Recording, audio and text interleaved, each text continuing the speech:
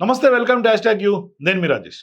Real లైఫ్లో power star ఎవరికి అందరం ఎత్తులో స్టార్డమ్ కూడా ఉంది పవన్ కళ్యాణ్.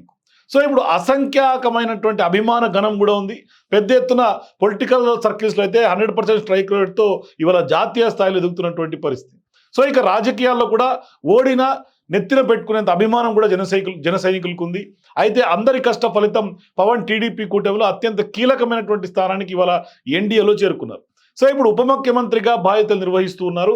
మరోవైపు కేంద్రంలోనూ ఆయనకు విపరీతమైనటువంటి పలుకుబడి తాజాగా మహారాష్ట్ర ఎన్నికల తర్వాత అది అమాంతం పెరిగినటువంటి నేపథ్యం. ఆయన ఇటీవలే మహారాష్ట్ర ఎన్నికల ప్రచారం చేసి తనకు బీజేపీ పెద్దలు అప్పగించినటువంటి బాధ్యతను 100% సక్సెస్ చేశారు. అలా కాషాయ దళంలో కొత్త కాంతులు నింపారు పవన్ కళ్యాణ్. ఇంతలా పవన్ కళ్యాణ్ తన పొలిటికల్ చరిష్మతో దూసుకుపోతున్న జన సైనికులు మాత్రం కొంత ఆందోళన చెందుతున్నట్టుగా తెలుస్తోంది.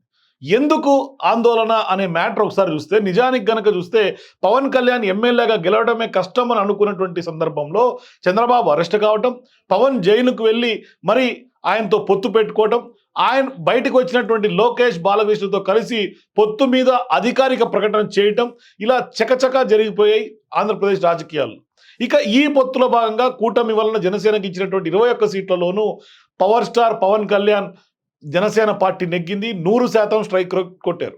అయితే ఇప్పుడు జనసేనకు అంతలా ఆదరణ ఉన్న వైసీపీ నుంచి పెద్ద ఎత్తున జనసేనలోకి నేతలు చేరుతామని చెప్తూ ఉన్న పవన్ కళ్యాణ్ చంద్రబాబు అనుమతి కోసం ఎదురు చూస్తున్నటువంటి పరిస్థితి.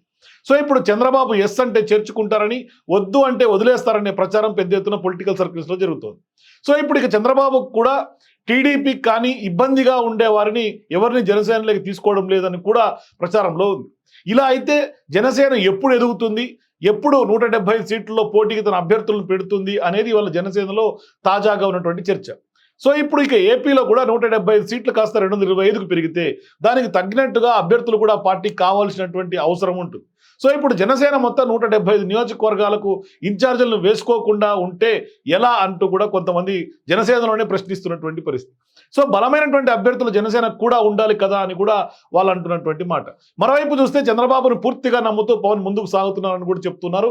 అయితే ఇక చంద్రబాబు వచ్చే ఎన్నికల్లో చివరి నిమిషంలో కూడా తన రాజకీయం మార్చరని గ్యారంటీ ఏముందంటూ కూడా కొంతమంది జన సైనికులు చెప్తున్నారు. సో కేంద్రంలో కనుక కాంగ్రెస్ అధికారంలోకి వస్తే చంద్రబాబు ఆ వైపుగా కూడా వెళ్లే అవకాశాలు కూడా ఉంటాయి కదా అని కూడా కొందరు అంటున్నటువంటి మాట. అలా బాబు వెళ్ళినా జనసేన ఆ వైపుకు వెళ్లే పరిస్థితి ఉండదు. అట్లాంటి సందర్భాల్లో వచ్చినటువంటి అధికారాన్ని వాడుకుంటూ పార్టీని బలోపేతం చేసుకోకుండా ఉంటే ఎలా, ఎంతకాలం చంద్రబాబు మీద ఆధారపడతామంటూ కూడా ఇవాళ జన సైనికుల్లో తెలియనటువంటి ఆందోళన కనిపిస్తోంది. సో జగన్ మాదిరిగా కాంగ్రెస్ని నాశనం చేసి ఆయన ఎదిగినట్టుగా జనసేనను కూడా వైసీపీని డ్యామేజ్ చేసి ఎదగాలని వారు గట్టిగా కోరుకుంటున్నట్టుగా తెలుస్తుంది. అయితే ఇలా వచ్చినటువంటి వారి వచ్చినట్లే చేర్చుకోవడానికి జనసేన చూడడం లేదు.